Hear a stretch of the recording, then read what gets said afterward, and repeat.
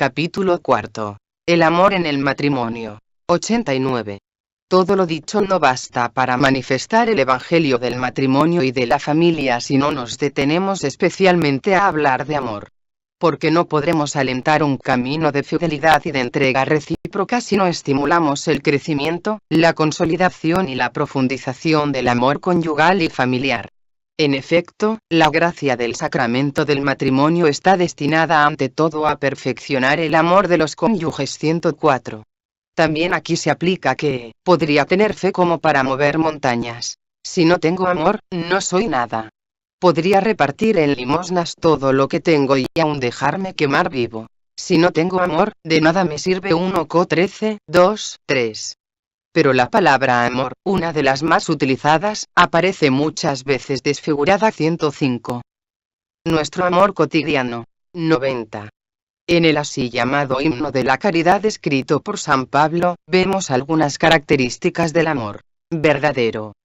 El amor es paciente, es servicial. El amor no tiene envidia, no hace alarde, no es arrogante, no obra con dureza, no busca su propio interés, no se irrita, no lleva cuentas del mal, no se alegra de la injusticia, sino que goza con la verdad. Todo lo disculpa, todo lo cree, todo lo espera, todo lo soporta. 1 Cor 13, 4, 7. Esto se vive y se cultiva en medio de la vida que comparten todos los días los esposos, entre sí y con sus hijos.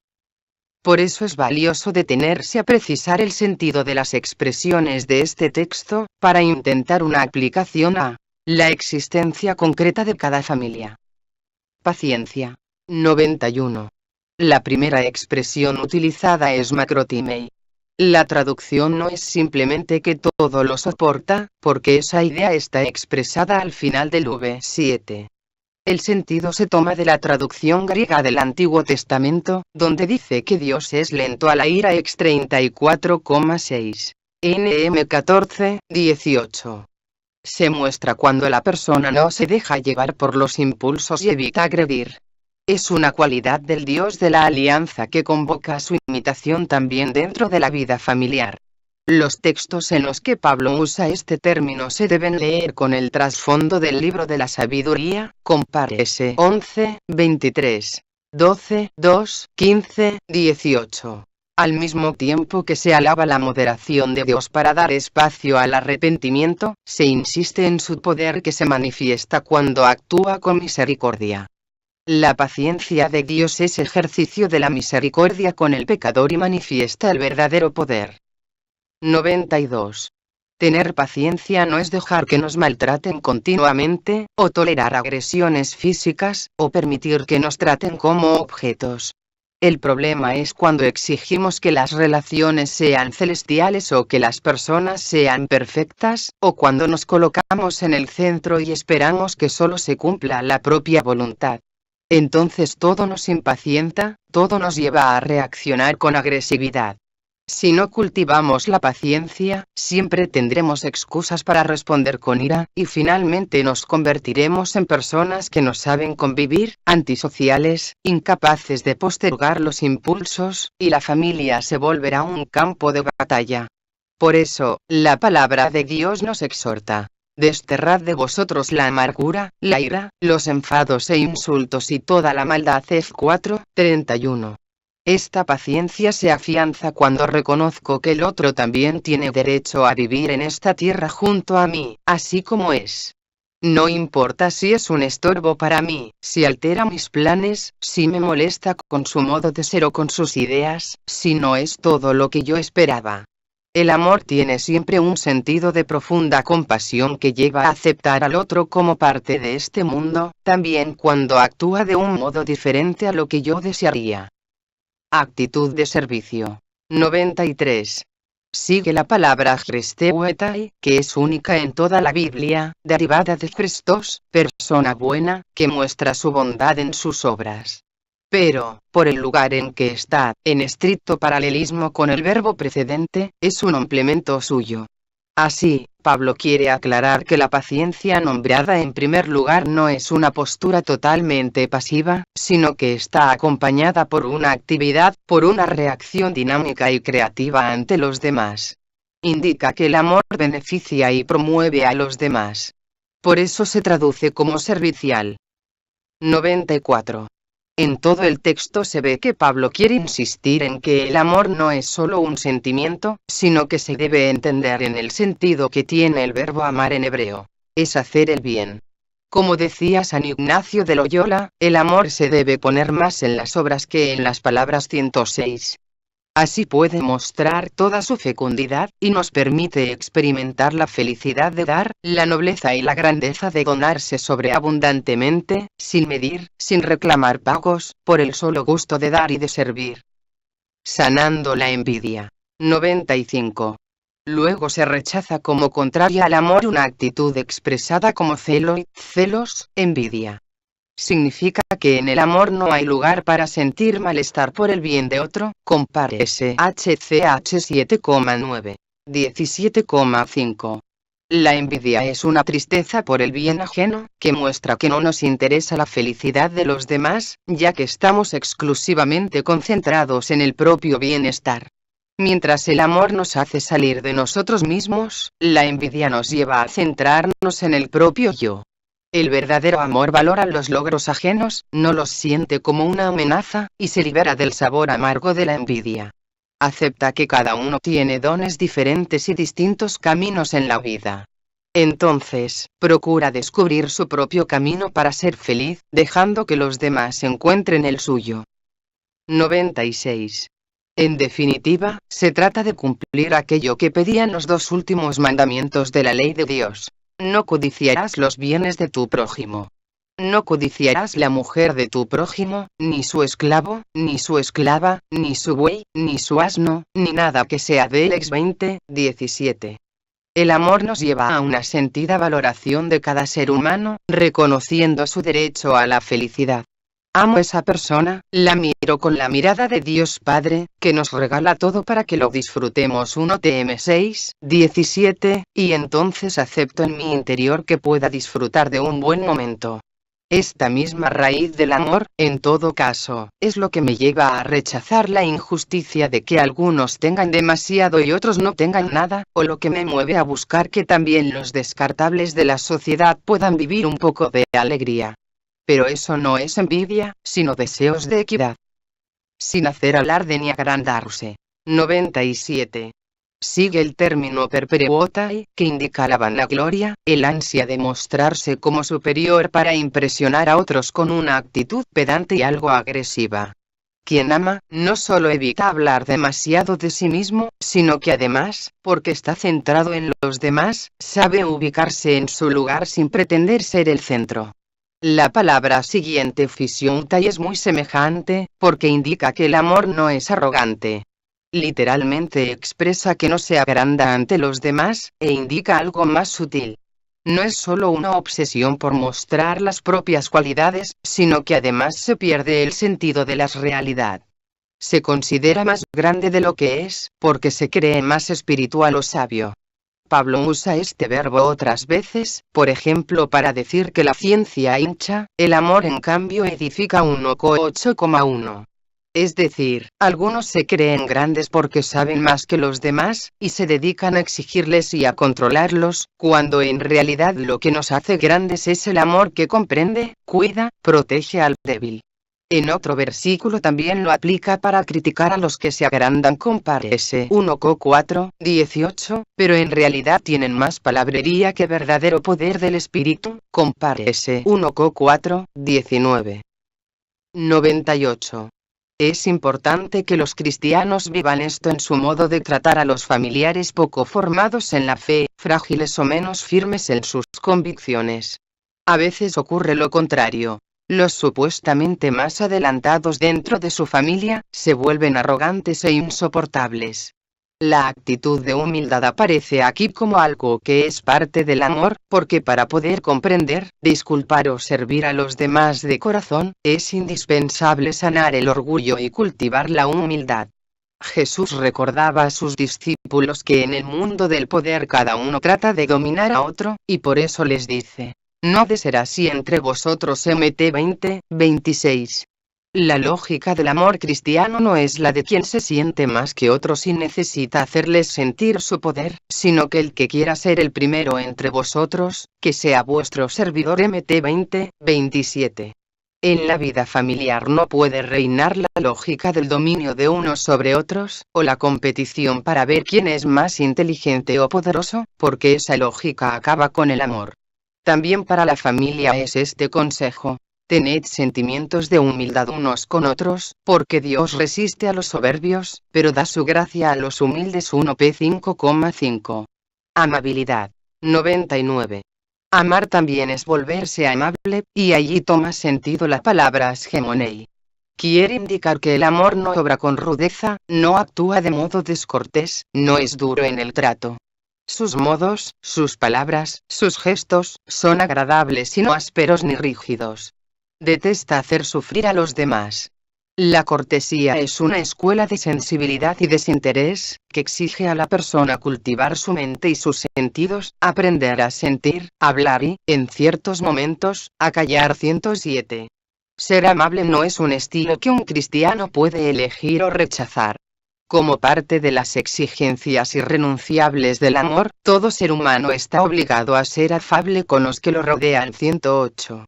Cada día, entrar en la vida del otro, incluso cuando forma parte de nuestra vida, pide la delicadeza de una actitud no invasora, que renueve la confianza y el respeto. El amor, cuando es más íntimo y profundo, tanto más exige el respeto de la libertad y la capacidad de esperar que el otro abra la puerta de su corazón. 109.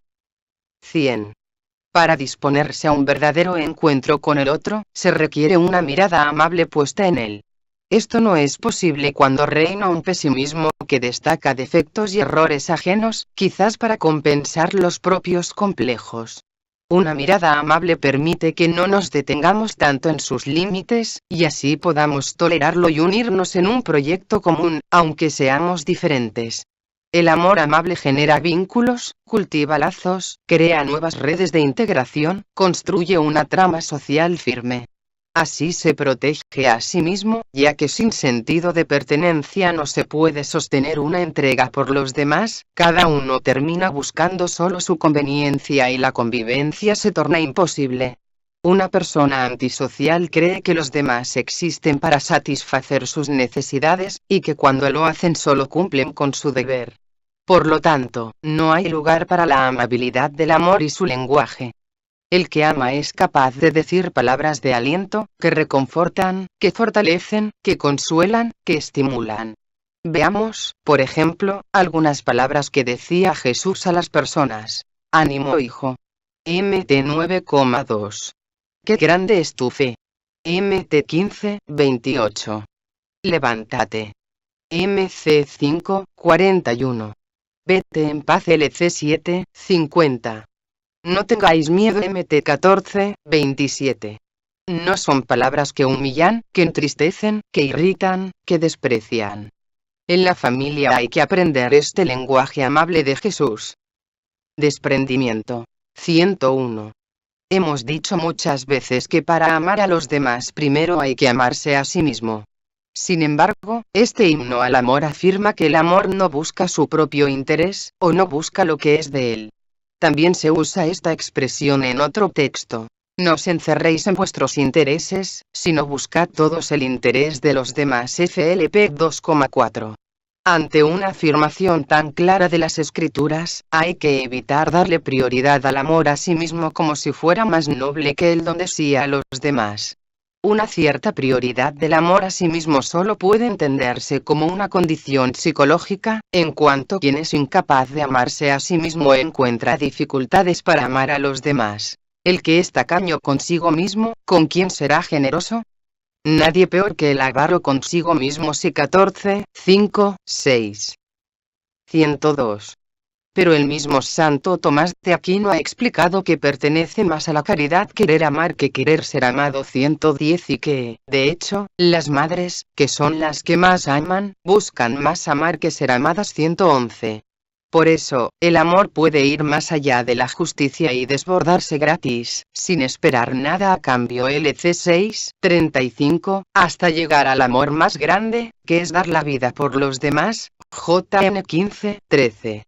¿Todavía es posible este desprendimiento que permite dar gratis y dar hasta el fin?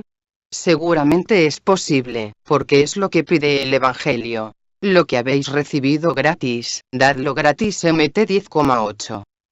Sin violencia interior. 103. Si la primera expresión del himno nos invitaba a la paciencia que evita reaccionar bruscamente ante las debilidades o errores de los demás, ahora aparece otra palabra, paroxinetai, que se refiere a una reacción interior de indignación provocada por algo externo. Se trata de una violencia interna, de una irritación no manifiesta que nos coloca a la defensiva ante los otros, como si fueran enemigos molestos que hay que evitar. Alimentar esa agresividad íntima no sirve para nada. Solo nos enferma y termina aislándonos. La indignación es sana cuando nos lleva a reaccionar ante una grave injusticia, pero es dañina cuando tiende a impregnar todas nuestras actitudes ante los otros. 104. El Evangelio invita más bien a mirar la vida en el propio ojo, compare SMT 7,5, y los cristianos no podemos ignorar la constante invitación de la palabra de Dios a no alimentar la ira. No te dejes vencer por el mal. RM 12:21. No nos cansemos de hacer el bien. G 6,9. Una cosa es sentir la fuerza de la agresividad que brota y otra es consentirla, dejar que se convierta en una actitud permanente. Si os indignáis, no llegaréis a pecar. Que la puesta del sol no os sorprenda en vuestro enojo. F4:26. Por ello, nunca hay que terminar el día sin hacer las paces en la familia. ¿Y cómo debo hacer las paces? ¿Ponerme de rodillas? No. Solo un pequeño gesto, algo pequeño, y vuelve la armonía familiar. Basta una caricia, sin palabras. Pero nunca terminar el día en familia sin hacer las paces. 112. La reacción interior ante una molestia que nos causen los demás debería ser ante todo bendecir en el corazón, desear el bien del otro, pedir a Dios que lo libere y lo sane. Responded con una bendición, porque para esto habéis sido llamados. Para heredar una bendición. 1 P 3,9. Si tenemos que luchar contra un mal, hagámoslo, pero siempre digamos no a la violencia interior. Perdón. 105. Si permitimos que un mal sentimiento penetre en nuestras entrañas, dejamos lugar a ese rencor que se añeja en el corazón. La frase logiceta y toca con significa toma en cuenta el mal, lo lleva anotado, es decir, es rencoroso. Lo contrario es el perdón, un perdón que se fundamenta en una actitud positiva, que intenta comprender la debilidad ajena y trata de buscarle excusas a la otra persona, como Jesús cuando dijo: Padre, perdónalos, porque no saben lo que hacen. LC 23:34. Pero la tendencia suele ser la de buscar más y más culpas, la de imaginar más y más maldad, la de suponer todo tipo de malas intenciones, y así el rencor va creciendo y se arraiga. De ese modo, cualquier error o caída del cónyuge puede dañar el vínculo amoroso y la estabilidad familiar. El problema es que a veces se le da a todo la misma gravedad, con el riesgo de volverse crueles ante cualquier error ajeno. La justa reivindicación de los propios derechos se convierte en una persistente y constante sed de venganza más que en una sana defensa de la propia dignidad. 106.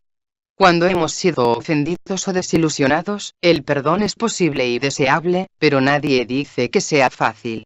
La verdad es que la comunión familiar puede ser conservada y perfeccionada solo con un gran espíritu de sacrificio.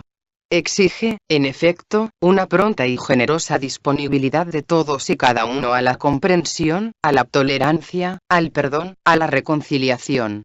Ninguna familia ignora que el egoísmo, el desacuerdo, las tensiones, los conflictos atacan con violencia y a veces hieren mortalmente la propia comunión. De aquí las múltiples y variadas formas de división en la vida familiar. 113.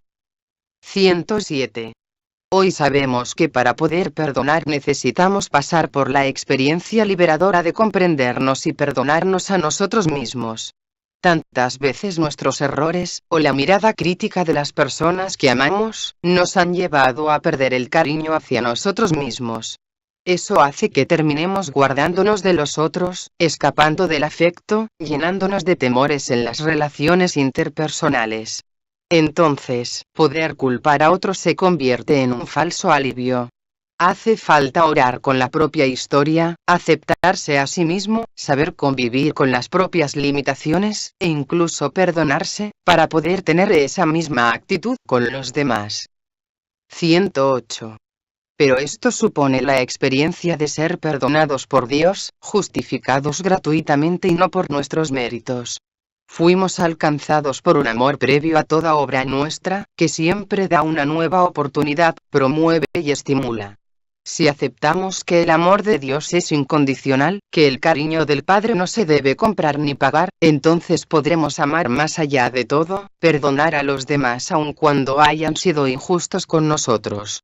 De otro modo, nuestra vida en familia dejará de ser un lugar de comprensión, acompañamiento y estímulo, y será un espacio de permanente tensión o de mutuo castigo. Alegrarse con los demás. 109. La expresión Jaire y epiteadiquía indica algo negativo afincado en el secreto del corazón de la persona. Es la actitud venenosa del que se alegra cuando ve que se le hace injusticia a alguien. La frase se complementa con la siguiente, que lo dice de modo positivo. Sic Jaire y te aletea. Se regocija con la verdad. Es decir, se alegra con el bien del otro, cuando se reconoce su dignidad, cuando se valoran sus capacidades y sus buenas obras. Eso es imposible para quien necesita estar siempre comparándose o compitiendo, incluso con el propio cónyuge, hasta el punto de alegrarse secretamente por sus fracasos. 110. Cuando una persona que ama puede hacer un bien a otro, o cuando ve que al otro le va bien en la vida, lo vive con alegría, y de ese modo da gloria a Dios, porque Dios ama al que da con alegría. 2,9,7. Nuestro Señor aprecia de manera especial a quien se alegra con la felicidad del otro. Si no alimentamos nuestra capacidad de gozar con el bien del otro y, sobre todo, nos concentramos en nuestras propias necesidades, nos condenamos a vivir con poca alegría, ya que como ha dicho Jesús hay más felicidad en dar que en recibir. HCH 20:35.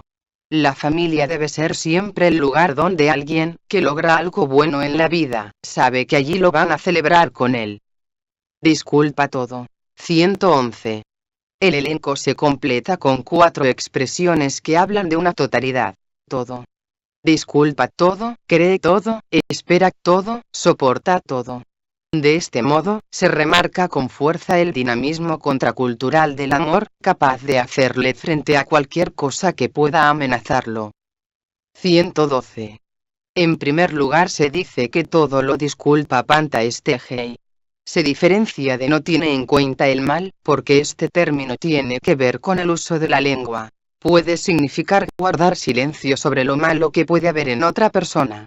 Implica limitar el juicio, contener la inclinación a lanzar una condena dura e implacable. No condenéis y no seréis condenados. LC 6:37. Aunque vaya en contra de nuestro habitual uso de la lengua, la palabra de Dios nos pide: no habléis mal unos de otros, Hermanos St 4:11. Detenerse a dañar la imagen del otro es un modo de reforzar la propia, de descargar los rencores y envidias sin importar el daño que causemos. Muchas veces se olvida de que la difamación puede ser un gran pecado, una seria ofensa a Dios, cuando afecta gravemente la buena fama de los demás, ocasionándoles daños muy difíciles de reparar. Por eso, la palabra de Dios es tan dura con la lengua, diciendo que es un mundo de iniquidad que contamina a toda la persona. St 3,6, como un mal incansable cargado de veneno mortal. St 3,8. Si con ella maldecimos a los hombres, creados a semejanza de Dios. St 3,9, el amor cuida la imagen de los demás, con una delicadeza que lleva a preservar incluso la buena fama de los enemigos. En la defensa de la ley divina nunca debemos olvidarnos de esta exigencia del amor. 113. Los esposos que se aman y se pertenecen, hablan bien el uno del otro, intentan mostrar el lado bueno del cónyuge más allá de sus debilidades y errores. En todo caso, guardan silencio para no dañar su imagen. Pero no es solo un gesto externo, sino que brota de una actitud interna. Tampoco es la ingenuidad de quien pretende no ver las dificultades y los puntos débiles del otro, sino la amplitud de miras de quien coloca esas debilidades y errores en su contexto. Recuerda que esos defectos son solo una parte, no son la totalidad del ser del otro. Un hecho desagradable en la relación no es la totalidad de esa relación. Entonces, se puede aceptar con sencillez que todos somos una compleja combinación de luces y de sombras. El otro no es solo eso que a mí me molesta. Es mucho más que eso. Por la misma razón, no le exijo que su amor sea perfecto para valorarlo. Me ama como es y como puede, con sus límites, pero que su amor sea imperfecto no significa que sea falso o que no sea real. Es real, pero limitado y terreno. Por eso, si le exijo demasiado, me lo hará saber de alguna manera, ya que no podrá ni aceptará jugar el papel de un ser divino ni estar al servicio de todas mis necesidades. El amor convive con la imperfección, la disculpa, y sabe guardar silencio ante los límites del ser amado. Confía. 114. Panta Pistewey, todo lo cree, por el contexto, no se debe entender fe en el sentido teológico, sino en el sentido corriente de confianza. No se trata solo de no sospechar que el otro esté mintiendo o engañando. Esa confianza básica reconoce la luz encendida por Dios, que se esconde detrás de la oscuridad, o la brasa que todavía arde debajo de las cenizas.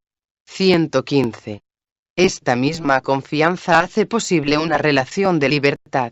No es necesario controlar al otro, seguir minuciosamente sus pasos, para evitar que escape de nuestros brazos. El amor confía, deja en libertad, renuncia a controlarlo todo, a poseer, a dominar. Esa libertad, que hace posible espacios de autonomía, apertura al mundo y nuevas experiencias, permite que la relación se enriquezca y no se convierta en un círculo cerrado sin horizontes. Así, los cónyuges, al reencontrarse, pueden vivir la alegría de compartir lo que han recibido y aprendido fuera del círculo familiar. Al mismo tiempo, hace posible la sinceridad y la transparencia, porque cuando uno sabe que los demás confían en él y valoran la bondad básica de su ser, entonces sí se muestra tal cual es, sin ocultamientos. Alguien que sabe que siempre sospechan de él, que lo juzgan sin compasión, que no lo aman de manera incondicional, preferirá guardar sus secretos, esconder sus caídas y debilidades, fingir lo que no es. En cambio, una familia donde reina una básica y cariñosa confianza, y donde siempre se vuelve a confiar a pesar de todo, permite que brote la verdadera identidad de sus miembros, y hace que espontáneamente se rechacen el engaño, la falsedad o la mentira. Espera. 116. Panta el Picey. No desespera del futuro. Conectado con la palabra anterior, indica la espera de quien sabe que el otro puede cambiar.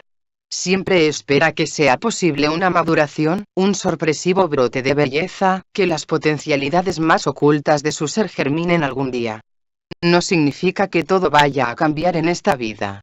Implica aceptar que algunas cosas no sucedan como uno desea, sino que quizás Dios escriba derecho con las líneas torcidas de una persona y saque algún bien de los males que ella no logre superar en esta tierra. 117.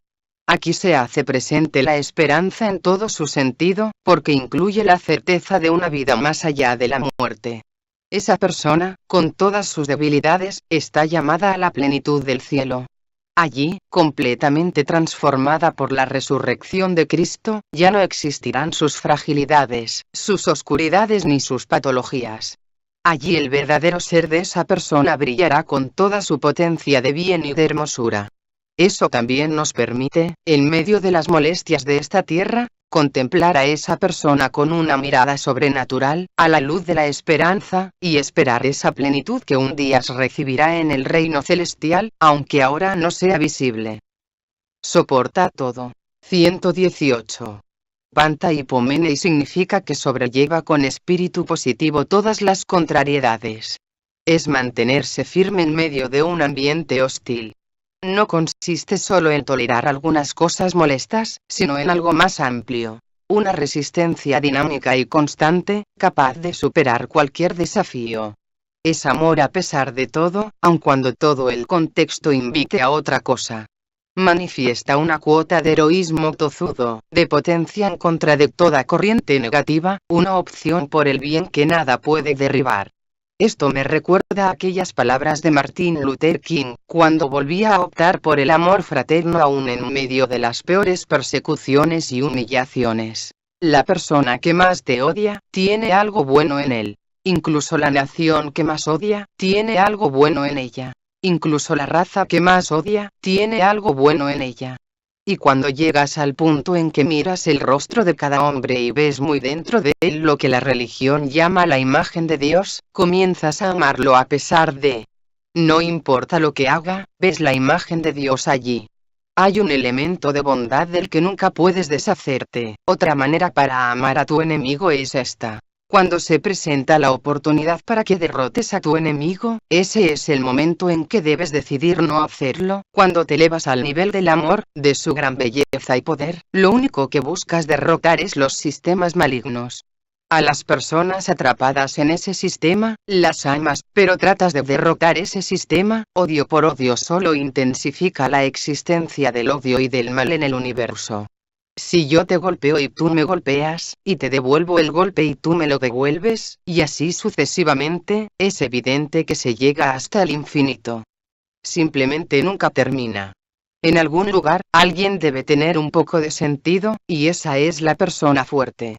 La persona fuerte es la persona que puede romper la cadena del odio, la cadena del mal. Alguien debe tener suficiente religión y moral para cortarla e inyectar dentro de la propia estructura del universo ese elemento fuerte y poderoso del amor. 114. 119. En la vida familiar hace falta cultivar esa fuerza del amor, que permite luchar contra el mal que la amenaza. El amor no se deja dominar por el rencor, el desprecio hacia las personas, el deseo de lastimar o de cobrarse algo. El ideal cristiano, y de modo particular en la familia, es amor a pesar de todo. A veces me admira, por ejemplo, la actitud de personas que han debido separarse de su cónyuge para protegerse de la violencia física y, sin embargo, por la caridad conyugal que sabe ir más allá de los sentimientos, han sido capaces de procurar su bien, aunque sea a través de otros, en momentos de enfermedad, de sufrimiento o de dificultad. Eso también es amor a pesar de todo. Crecer en la caridad conyugal. 120. El himno de San Pablo, que hemos recorrido, nos permite dar paso a la caridad conyugal. Es el amor que une a los esposos. 115, santificado, enriquecido e iluminado por la gracia del sacramento del matrimonio. Es una unión afectiva. 116, espiritual y oblativa, pero que recoge en sí la ternura de la amistad y la pasión erótica, aunque es capaz de subsistir aun cuando los sentimientos y la pasión se debiliten. El Papa Pío XI enseñaba que ese amor permea todos los deberes de la vida conyugal y tiene cierto principado de nobleza. 117. Porque ese amor fuerte, derramado por el Espíritu Santo, es reflejo de la alianza inquebrantable entre Cristo y la humanidad que culminó en la entrega hasta el fin, en la cruz. El espíritu que infunde el Señor renueva el corazón y hace al hombre y a la mujer capaces de amarse como Cristo nos amó. El amor conyugal alcanza de este modo la plenitud a la que está ordenado interiormente, la caridad conyugal. 118. 121. El matrimonio es un signo precioso, porque cuando un hombre y una mujer celebran el sacramento del matrimonio, Dios, por decirlo así, se refleja en ellos, imprime en ellos los propios rasgos y el carácter indeleble de su amor. El matrimonio es la imagen del amor de Dios por nosotros. También Dios, en efecto, es comunión. Las tres personas del Padre, Hijo y Espíritu Santo viven desde siempre y para siempre en unidad perfecta. Y es precisamente este el misterio del matrimonio. Dios hace de los dos esposos una sola existencia. 119. Esto tiene consecuencias muy concretas y cotidianas, porque los esposos, en virtud del sacramento, son investidos de una auténtica misión, para que puedan hacer visible, a partir de las cosas sencillas, ordinarias, el amor con el que Cristo ama a su iglesia, que sigue entregando la vida por ella. 122. Sin embargo, no conviene confundir planos diferentes. No hay que arrojar sobre dos personas limitadas el tremendo peso de tener que reproducir de manera perfecta la unión que existe entre Cristo y su iglesia, porque el matrimonio como signo implica un proceso dinámico, que avanza gradualmente con la progresiva integración de los dones de Dios. 121. Toda la vida, todo en común. 123. Después del amor que nos une a Dios, el amor conyugal es la máxima amistad. 122. Es una unión que tiene todas las características de una buena amistad: búsqueda del bien del otro, reciprocidad, intimidad, ternura, estabilidad, y una semejanza entre los amigos que se va construyendo con la vida compartida. Pero el matrimonio agrega a todo ello una exclusividad indisoluble, que se expresa en el proyecto estable de compartir y construir juntos toda la existencia. Seamos sinceros y reconozcamos las señales de la realidad. Quien está enamorado no se plantea que esa relación pueda ser solo por un tiempo. Quien vive intensamente la alegría de casarse no está pensando en algo pasajero. Quienes acompañan la celebración de una unión llena de amor, aunque frágil, esperan que pueda perdurar en el tiempo. Los hijos no solo quieren que sus padres se amen, sino también que sean fieles y sigan siempre juntos. Estos y otros signos muestran que en la naturaleza misma del amor conyugal está la apertura a lo definitivo. La unión que cristaliza en la promesa matrimonial para siempre, es más que una formalidad social o una tradición, porque arraiga en las inclinaciones espontáneas de la persona humana. Y, para los creyentes, es una alianza ante Dios que reclama fidelidad. El Señor es testigo entre tú y la esposa de tu juventud, a la que tú traicionaste, siendo que era tu compañera, la mujer de tu alianza. No traiciones a la esposa de tu juventud. Pues yo odio el repudio. 2, 14, 15, 16. 124. Un amor débil o enfermo, incapaz de aceptar el matrimonio como un desafío que requiere luchar, renacer, reinventarse y empezar siempre de nuevo hasta la muerte, no puede sostener un nivel alto de compromiso. Cede a la cultura de lo provisorio, que impide un proceso constante de crecimiento. Pero prometer un amor para siempre es posible cuando se descubre un plan que sobrepasa los propios proyectos, que nos sostiene y nos permite entregar totalmente nuestro futuro a la persona amada. 123. Que ese amor pueda atravesar todas las pruebas y mantenerse fiel en contra de todo, supone el don de la gracia que lo fortalece y lo eleva. Como decía San Roberto Bellarmino, el hecho de que uno solo se una con una sola en un lazo indisoluble, de modo que no puedan separarse, cualesquiera sean las dificultades, y aun cuando se haya perdido la esperanza de la prole, esto no puede ocurrir sin un gran misterio. 124. 125. El matrimonio, además, es una amistad que incluye las notas propias de la pasión, pero orientada siempre a una unión cada vez más firme e intensa. Porque no ha sido instituido solamente para la procreación, sino para que el amor mutuo se manifieste, progrese y madure según un orden recto. 125. Esta amistad peculiar entre un hombre y una mujer adquiere un carácter totalizante que solo se da en la unión conyugal. Precisamente por ser totalizante, esta unión también es exclusiva, fiel y abierta a la generación. Se comparte todo, aun la sexualidad, siempre con el respeto recíproco. El Concilio Vaticano II lo expresó diciendo que un tal amor, asociando a la vez lo humano y lo divino, lleva a los esposos a un don libre y mutuo de sí mismos, comprobado por sentimientos y actos de ternura, e impregna toda su vida. 126. Alegría y belleza. 126. En el matrimonio conviene cuidar la alegría del amor. Cuando la búsqueda del placer es obsesiva, nos encierra en una sola cosa y nos incapacita para encontrar otro tipo de satisfacciones. La alegría, en cambio, amplía la capacidad de gozar y nos permite encontrar gusto en realidades variadas, aun en las etapas de la vida donde el placer se apaga. Por eso decía Santo Tomás que se usa la palabra alegría para referirse a la dilatación de la amplitud del corazón. 127. La alegría matrimonial, que puede vivirse aún en medio del dolor, implica aceptar que el matrimonio es una necesaria combinación de gozos y de esfuerzos, de tensiones y de descanso, de sufrimientos y de liberaciones, de satisfacciones y de búsquedas, de molestias y de placeres, siempre en el camino de la amistad, que mueve a los esposos a cuidarse. Se prestan mutuamente ayuda y servicio. 128. 127. El amor de amistad se llama caridad cuando se capta y aprecia el alto valor que tiene el otro. 129.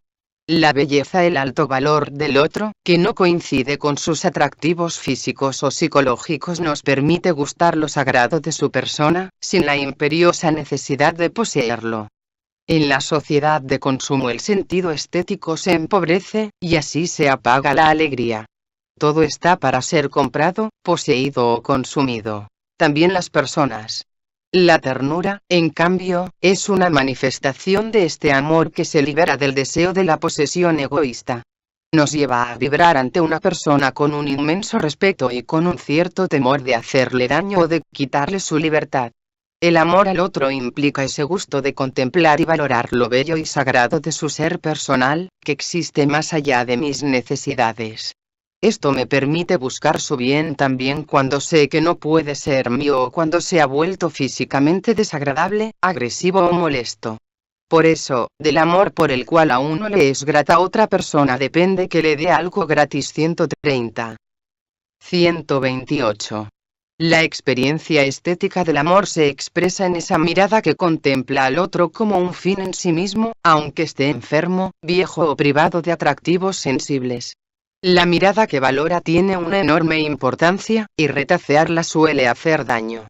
¿Cuántas cosas hacen a veces los cónyuges y los hijos para ser mirados y tenidos en cuenta? Muchas heridas y crisis se originan cuando dejamos de contemplarnos. Eso es lo que expresan algunas quejas y reclamos que se escuchan en las familias. Mi esposo no me mira, para él parece que soy invisible.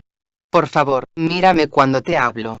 Mi esposa ya no me mira, ahora solo tiene ojos para sus hijos. En mi casa yo no le importo a nadie, y ni siquiera me ven, como si no existiera. El amor abre los ojos y permite ver, más allá de todo, cuánto vale un ser humano. 129. La alegría de ese amor contemplativo tiene que ser cultivada. Puesto que estamos hechos para amar, sabemos que no hay mayor alegría que un bien compartido. Da y recibe, disfruta de ellos. Y 14, 16. Las alegrías más intensas de la vida brotan cuando se puede provocar la felicidad de los demás, en un anticipo del cielo. Cabe recordar la feliz escena del film La fiesta de Babette, donde la generosa cocinera recibe un abrazo agradecido y un elogio. ¿Cómo deleitarás a los ángeles? Es dulce y reconfortante la alegría de provocar deleite en los demás, de verlos disfrutar. Ese gozo, efecto del amor fraterno, no es el de la vanidad de quien se mira a sí mismo, sino el del amante que se complace en el bien del ser amado, que se derrama en el otro y se vuelve fecundo en él. 130. Por otra parte, la alegría se renueva en el dolor. Como decía San Agustín, cuanto mayor fue el peligro en la batalla, tanto mayor es el gozo en el triunfo. 131. Después de haber sufrido y luchado juntos, los cónyuges pueden experimentar que valió la pena, porque consiguieron algo bueno, aprendieron algo juntos, o porque pueden valorar más lo que tienen. Pocas alegrías humanas son tan hondas y festivas como cuando dos personas que se aman han conquistado juntos algo que les costó un gran esfuerzo compartido. Casarse por amor. 131. Quiero decir a los jóvenes que nada de todo esto se ve perjudicado cuando el amor asume el cauce de la institución matrimonial. La unión encuentra en esa institución el modo de encauzar su estabilidad y su crecimiento real y concreto. Es verdad que el amor es mucho más que un consentimiento externo o que una especie de contrato matrimonial, pero también es cierto que la decisión de dar al matrimonio una configuración visible en la sociedad, con unos determinados compromisos, manifiesta su relevancia. Muestra la seriedad de la identificación con el otro, indica una superación del individualismo adolescente, y expresa la firme opción de pertenecerse el uno al otro. Casarse es un modo de expresar que realmente se ha abandonado el nido materno para tejer otros lazos fuertes y asumir una nueva responsabilidad ante otra persona. Esto vale mucho más que una mera asociación espontánea para la gratificación mutua, que sería una privatización del matrimonio.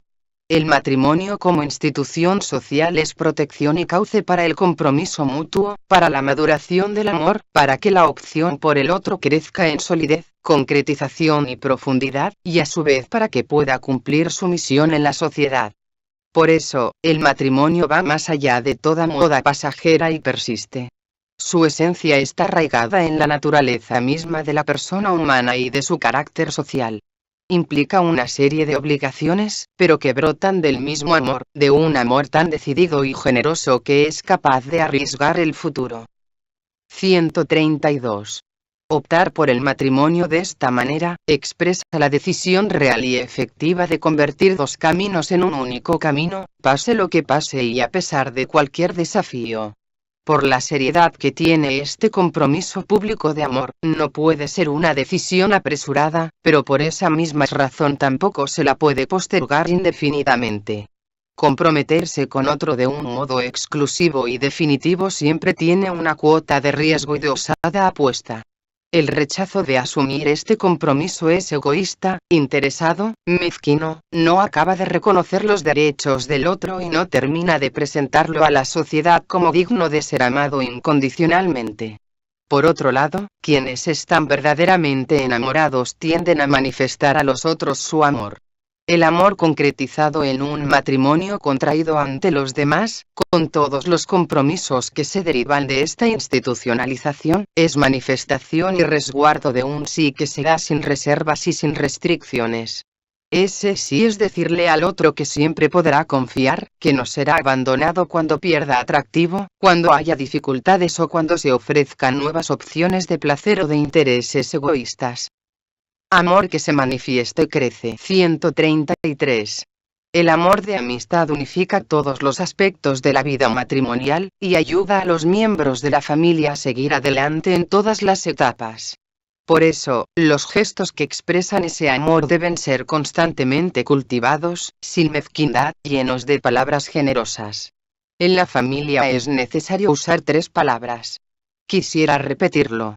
3 palabras. Permiso, gracias, perdón. 3 palabras clave. 132. Cuando en una familia no se es entrometido y se pide permiso, cuando en una familia no se es egoísta y se aprende a decir gracias, y cuando en una familia uno se da cuenta que hizo algo malo y sabe pedir perdón, en esa familia hay paz y hay alegría. 133. No seamos mezquinos en el uso de estas palabras, seamos generosos para repetirlas día a día, porque algunos silencios pesan, a veces incluso en la familia, entre marido y mujer, entre padres e hijos, entre hermanos. 134.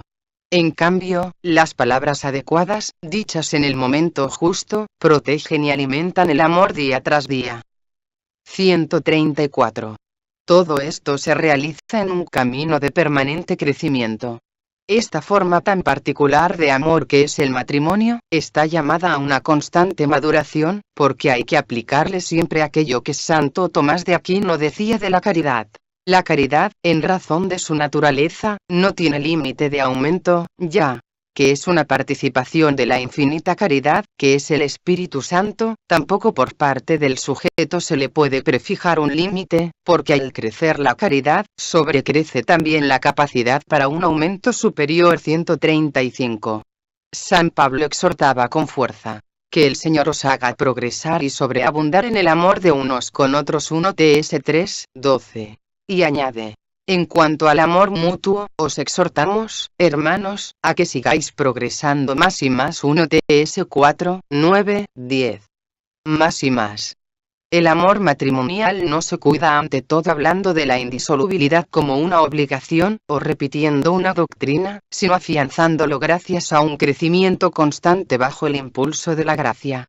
El amor que no crece comienza a correr riesgos, y solo podemos crecer respondiendo a la gracia divina con más actos de amor, con actos de cariño más frecuentes, más intensos, más generosos, más tiernos, más alegres.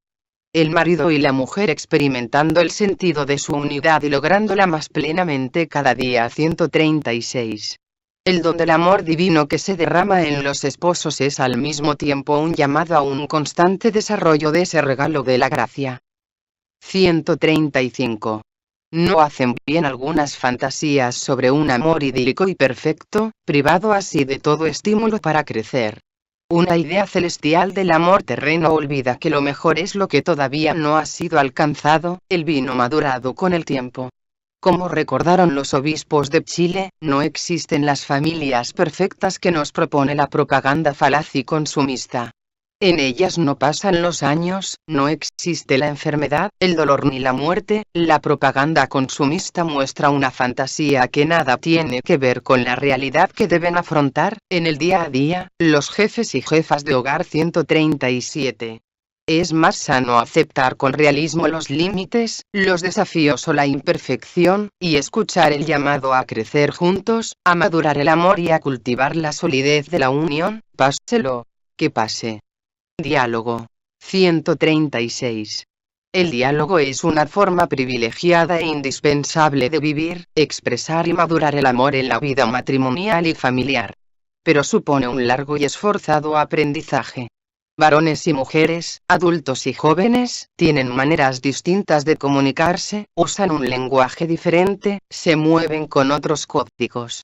El modo de preguntar, la forma de responder, el tono utilizado, el momento y muchos factores más, pueden condicionar la comunicación. Además, siempre es necesario desarrollar algunas actitudes que son expresión de amor y hacen posible el diálogo auténtico. 137. Darse tiempo de calidad, que consiste en escuchar con paciencia y atención, hasta que el otro haya expresado todo lo que necesitaba. Esto requiere la ascesis de no empezar a hablar antes del momento adecuado. En lugar de comenzar a dar opiniones o consejos, hay que asegurarse de haber escuchado todo lo que el otro necesita decir. Esto implica hacer un silencio interior para escuchar sin ruidos en el corazón o en la mente. Despojarse de toda prisa, dejar a un lado las propias necesidades y urgencias, hacer espacio. Muchas veces uno de los cónyuges no necesita una solución a sus problemas, sino ser escuchado. Tiene que sentir que se ha percibido su pena, su desilusión, su miedo, su ira, su esperanza, su sueño. Pero son frecuentes lamentos, como estos: no me escucha. Cuando parece que lo está haciendo, en realidad está pensando en otra cosa. Hablo y siento que está esperando que termine de una vez. Cuando hablo intenta cambiar de tema, o me da respuestas rápidas para cerrar la conversación. 138. Desarrollar el hábito de dar importancia real al otro. Se trata de valorar su persona, de reconocer que tiene derecho a existir, a pensar de manera autónoma y a ser feliz. Nunca hay que restarle importancia a lo que diga o reclame, aunque sea necesario expresar el propio punto de vista. Subyace aquí la convicción de que todos tienen algo que aportar, porque tienen otra experiencia de la vida, porque miran desde otro punto de vista, porque han desarrollado otras preocupaciones y tienen otras habilidades e intuiciones.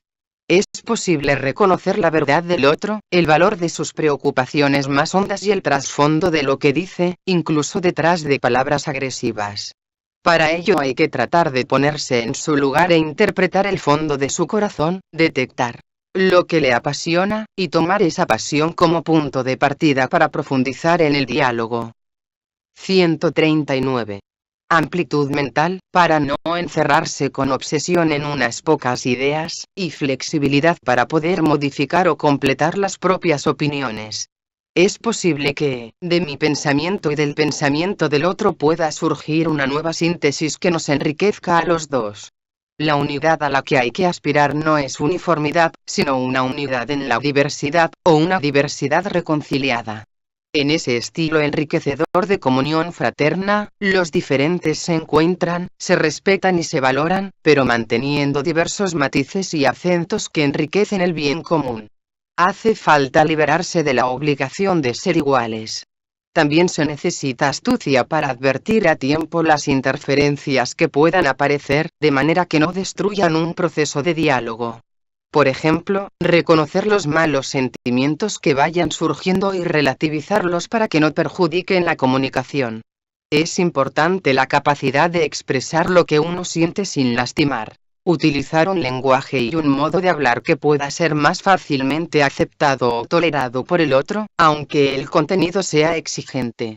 Plantear los propios reclamos pero sin descargar la ira como forma de venganza, y evitar un lenguaje moralizante que solo busque agredir, ironizar, culpar, herir.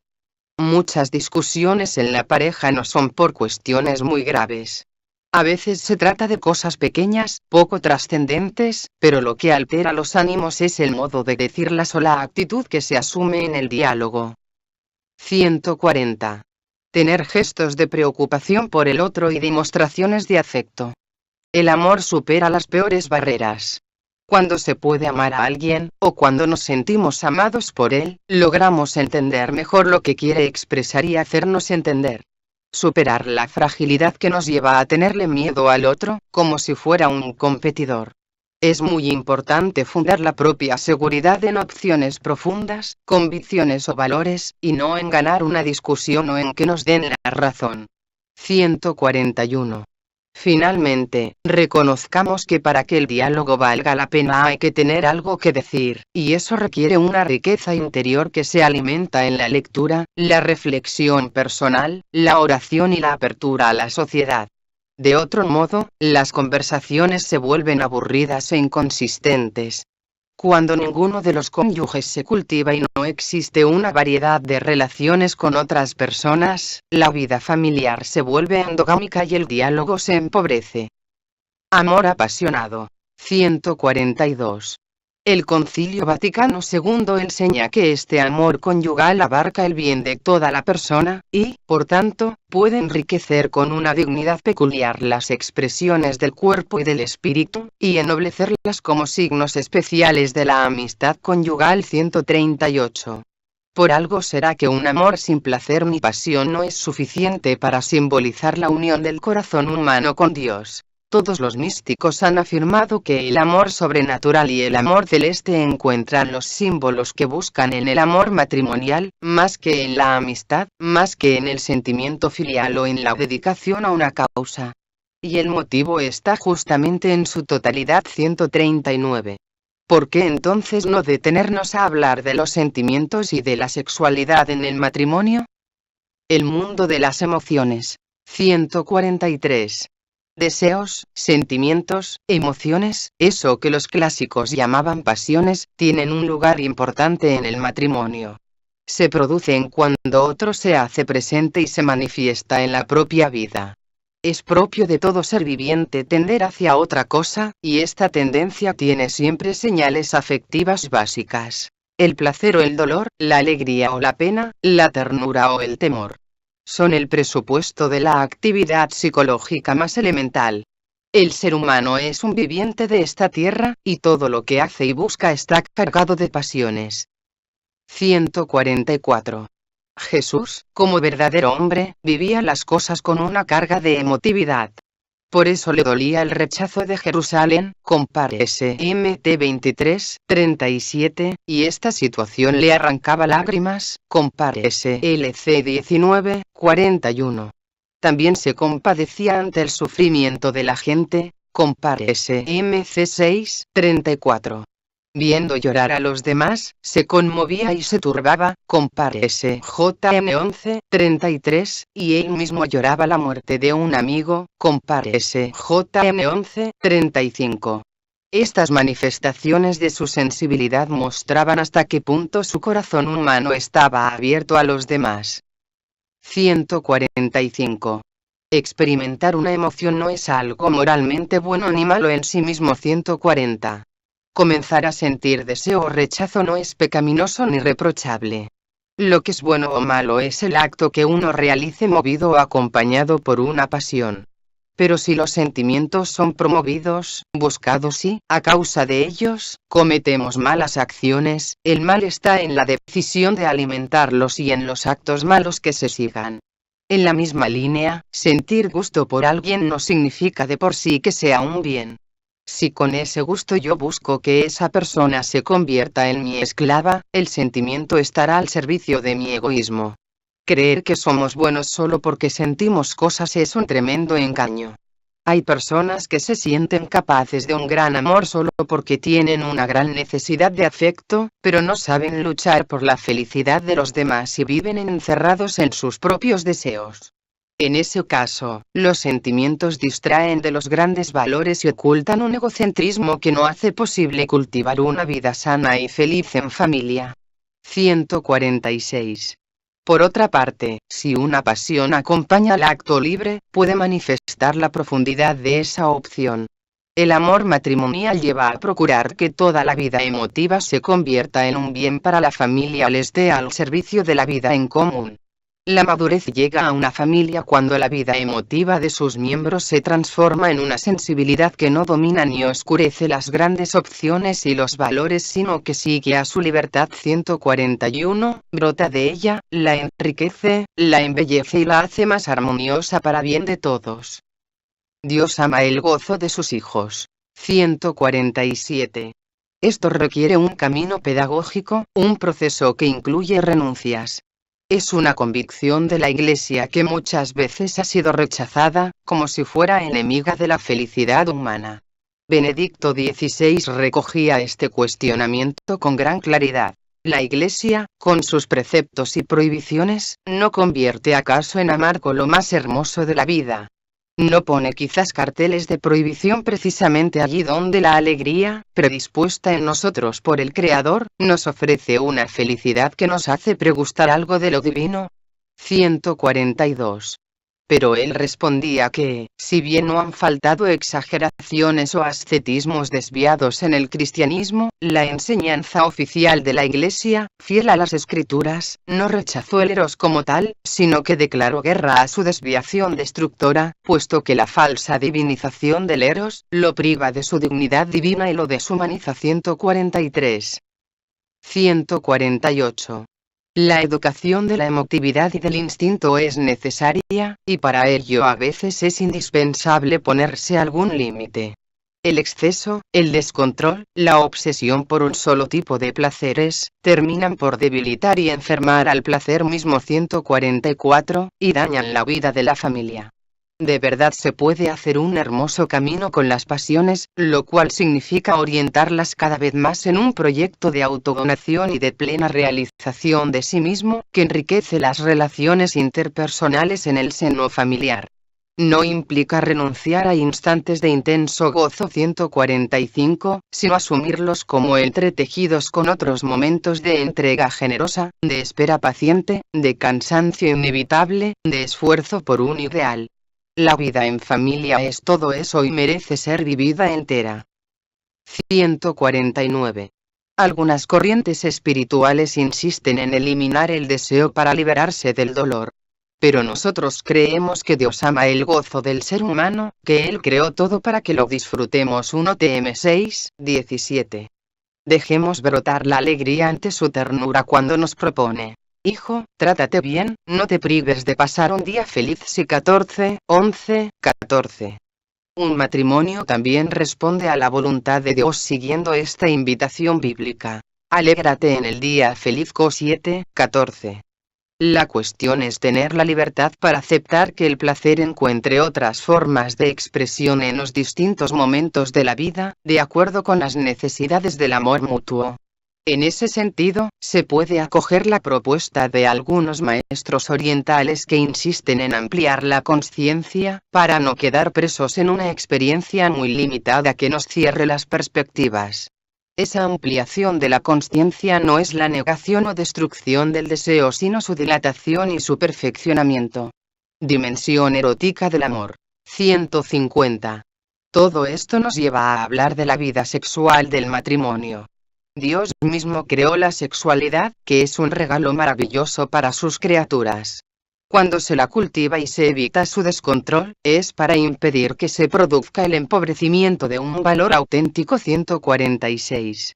San Juan Pablo II rechazó que la enseñanza de la Iglesia lleve a una negación del valor del sexo humano, o que simplemente lo tolere por la necesidad misma de la procreación. 147.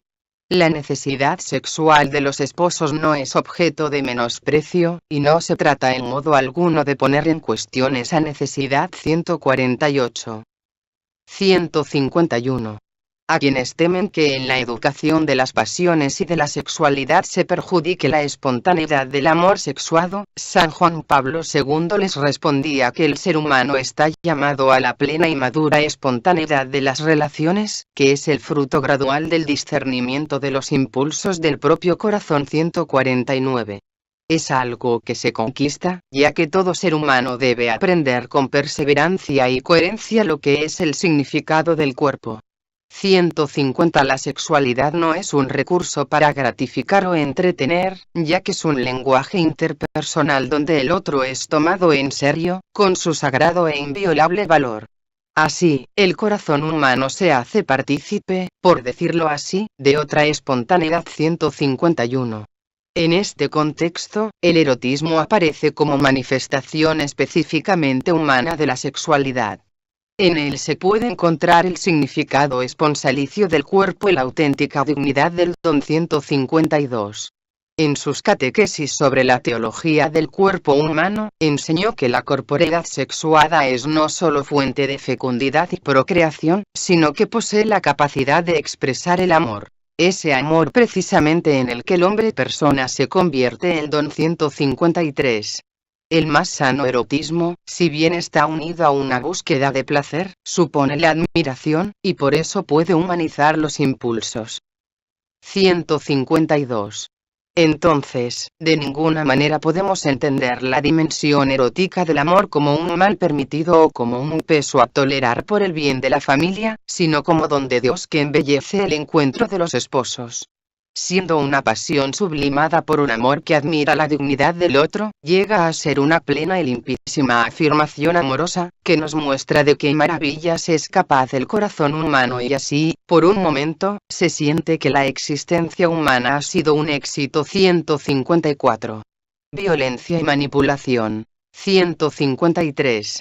Dentro del contexto de esta visión positiva de la sexualidad, es oportuno plantear el tema en su integridad y con un sano realismo. Porque no podemos ignorar que muchas veces la sexualidad se despersonaliza y también se llena de patologías, de tal modo que pasa a ser cada vez más ocasión e instrumento de afirmación del propio yo y de satisfacción egoísta de los propios deseos e instintos. 155.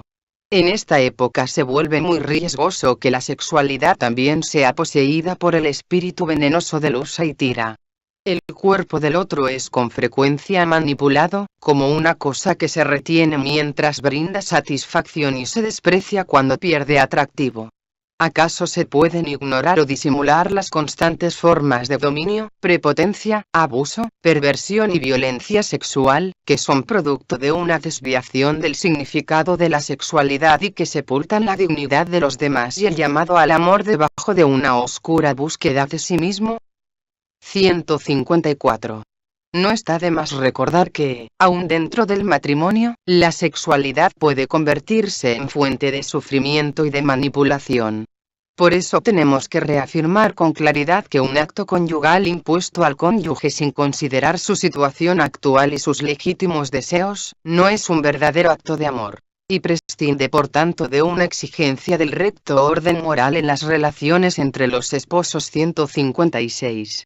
Los actos propios de la unión sexual de los cónyuges responden a la naturaleza de la sexualidad querida por Dios si son vividos de modo verdaderamente humano. 157. Por eso, San Pablo exhortaba que nadie falte a su hermano ni se aproveche de él. 1 Ts 4,6. Si bien él escribía en una época en que dominaba una cultura patriarcal, donde la mujer se consideraba un ser completamente subordinado al varón, sin embargo enseñó que la sexualidad debe ser una cuestión de conversación entre los cónyuges. Planteó la posibilidad de postergar las relaciones sexuales por un tiempo, pero de común acuerdo. 1 Co 7,5. 155. San Juan Pablo II hizo una advertencia muy sutil cuando dijo que el hombre y la mujer están amenazados por la insaciabilidad 158. Es decir, están llamados a una unión cada vez más intensa, pero el riesgo está en pretender borrar las diferencias y esa distancia inevitable que hay entre los dos. Porque cada uno posee una dignidad propia e intransferible. Cuando la preciosa pertenencia recíproca se convierte en un dominio, cambia esencialmente la estructura de comunión en la relación interpersonal 159. En la lógica del dominio, el dominador también termina negando su propia dignidad 160, y en definitiva deja de identificarse subjetivamente con el propio cuerpo 161, ya que le quita todo significado. Vive el sexo como evasión de sí mismo y como renuncia a la belleza de la unión. 156. Es importante ser claros en el rechazo de toda forma de sometimiento sexual. Por ello conviene evitar toda interpretación inadecuada del texto de la carta a los Efesios donde se pide que las mujeres estén sujetas a sus maridos F5, 22. San Pablo se expresa aquí en categorías culturales propias de aquella época, pero nosotros no debemos asumir ese ropaje cultural, sino el mensaje revelado que subyace en el conjunto de la perícopa. Retomemos la sabia explicación de San Juan Pablo II. El amor excluye todo género de sumisión, en virtud de la cual la mujer se convertiría en sierva o esclava del marido. La comunidad o unidad que deben formar por el matrimonio se realiza a través de una recíproca donación, que es también una mutua sumisión 162. Por eso, se dice también que los maridos deben amar a sus mujeres como a sus propios cuerpos F5, 28. En realidad el texto bíblico invita a superar el cómodo individualismo para vivir referidos a los demás, sujetos los unos a los otros F5, 21. En el matrimonio, esta recíproca sumisión adquiere un significado especial, y se entiende como una pertenencia mutua libremente elegida, con un conjunto de notas de fidelidad, respeto y cuidado. La sexualidad está de modo inseparable al servicio de esa amistad conyugal, porque se orienta a procurar que el otro viva en plenitud. 157. Sin embargo, el rechazo de las desviaciones de la sexualidad y del erotismo nunca debería llevarnos a su desprecio ni a su descuido. El ideal del matrimonio no puede configurarse solo como una donación generosa y sacrificada, donde cada uno renuncia a toda necesidad personal y solo se preocupa por hacer el bien al otro sin satisfacción alguna. Recordemos que un verdadero amor sabe bien recibir del otro, es capaz de aceptarse vulnerable y necesitado, no renuncia a acoger con sincera y feliz gratitud las expresiones corpóreas del amor en la caricia, el abrazo, el beso y la unión sexual. Benedicto XVI era claro al respecto. Si el hombre pretendiera ser solo espíritu y quisiera rechazar la carne como si fuera una herencia meramente animal, espíritu y cuerpo perderían su dignidad 163. Por esta razón, el hombre tampoco puede vivir exclusivamente del amor olativo, descendente. No puede dar únicamente y siempre, también debe recibir. Quien quiere dar amor, debe a su vez recibirlo como don 164. Esto supone, de todos modos, recordar que el equilibrio humano es frágil, que siempre permanece algo que se resiste a ser humanizado y que en cualquier momento puede desbocarse de nuevo, recuperando sus tendencias más primitivas y egoístas. Matrimonio y virginidad. 158.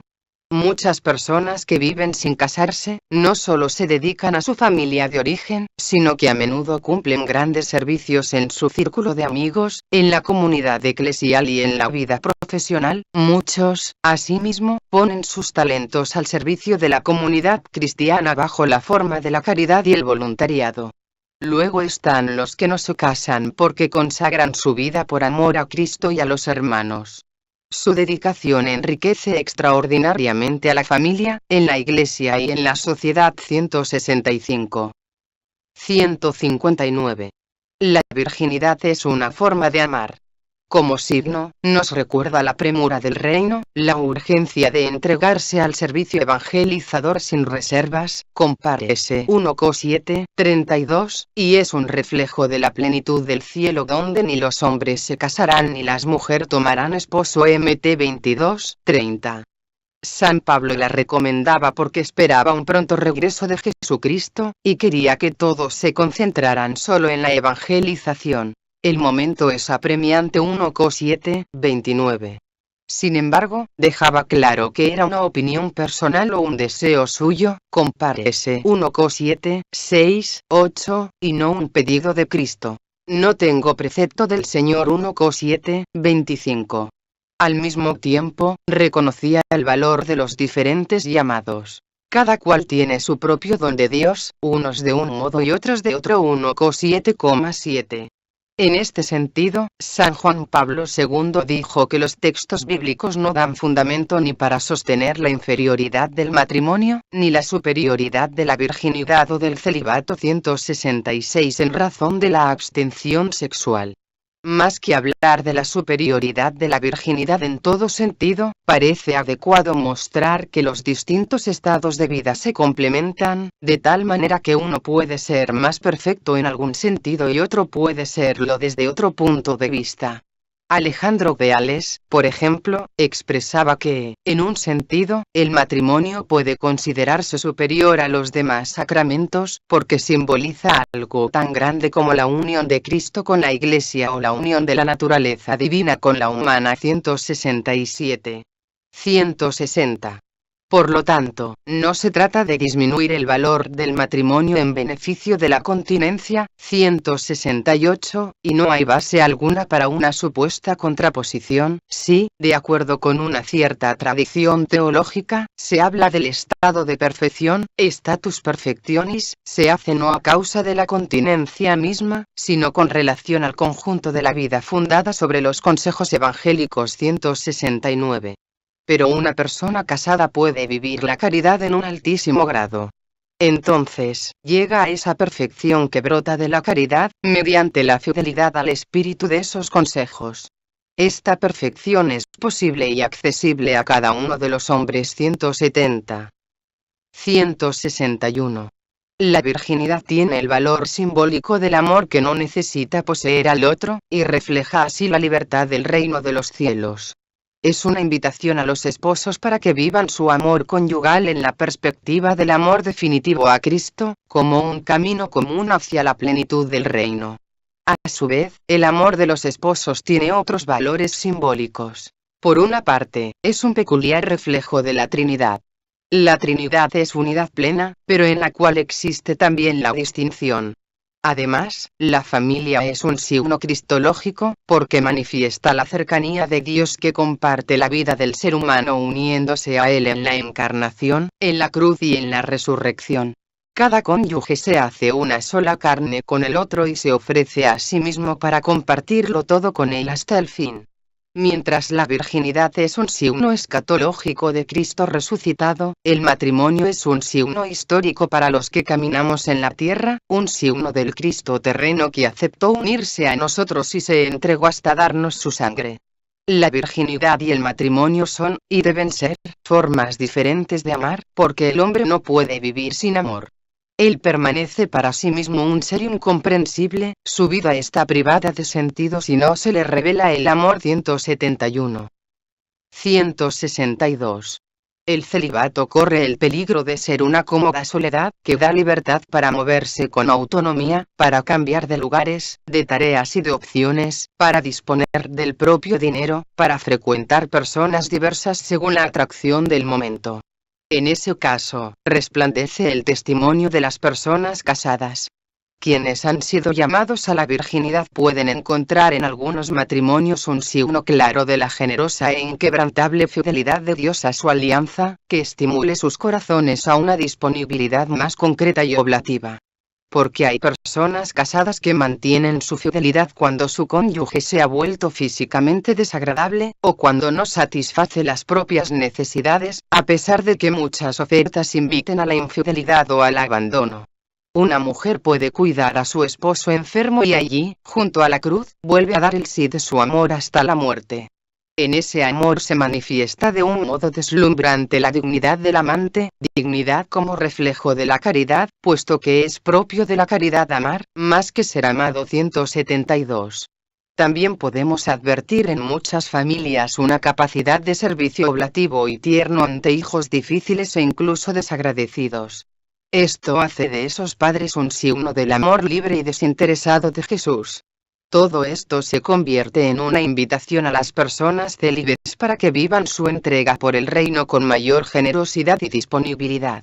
Hoy, la secularización ha desdibujado el valor de una unión para toda la vida y ha debilitado la riqueza de la entrega matrimonial, por lo cual es preciso profundizar en los aspectos positivos del amor conyugal. 173. La transformación del amor. 163.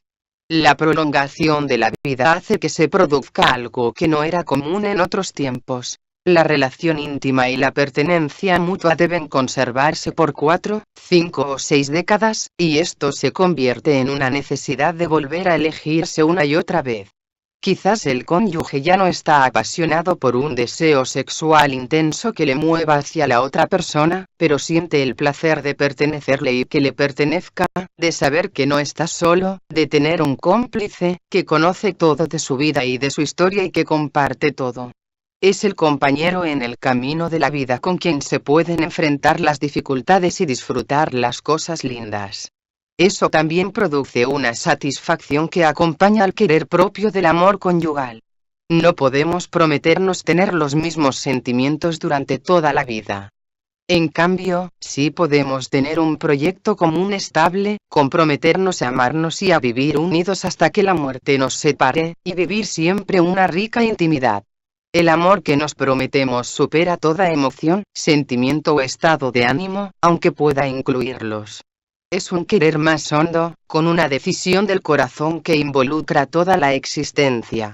Así, en medio de un conflicto no resuelto, y aunque muchos sentimientos confusos den vueltas por el corazón, se mantiene viva cada día la decisión de amar, de pertenecerse, de compartir la vida entera y de permanecer amando y perdonando. Cada uno de los dos hace un camino de crecimiento y de cambio personal.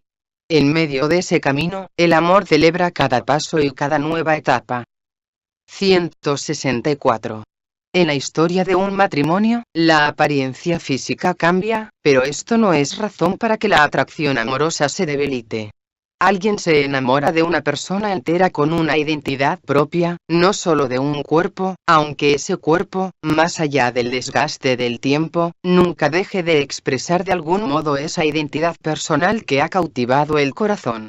Cuando los demás ya no puedan reconocer la belleza de esa identidad, el cónyuge enamorado sigue siendo capaz de percibirla con el instinto del amor, y el cariño no desaparece. Reafirma su decisión de pertenecerle, la vuelve a elegir, y expresa esa elección en una cercanía fiel y cargada de ternura. La nobleza de su opción por ella, por ser intensa y profunda, despierta una forma nueva de emoción en el cumplimiento de esa misión conyugal. Porque la emoción provocada por otro ser humano como persona, no tiende de por sí al acto conyugal. 174. Adquiere otras expresiones sensibles, porque el amor es una única realidad, si bien con diversas dimensiones. Según los casos, una u otra puede destacar más. 175.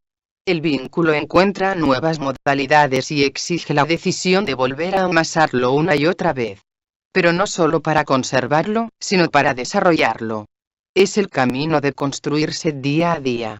Pero nada de esto es posible si no se invoca al Espíritu Santo, si no se clama cada día pidiendo su gracia, si no se busca su fuerza sobrenatural, si no se le reclama con deseo que derrame su fuego sobre nuestro amor para fortalecerlo, orientarlo y transformarlo en cada nueva situación.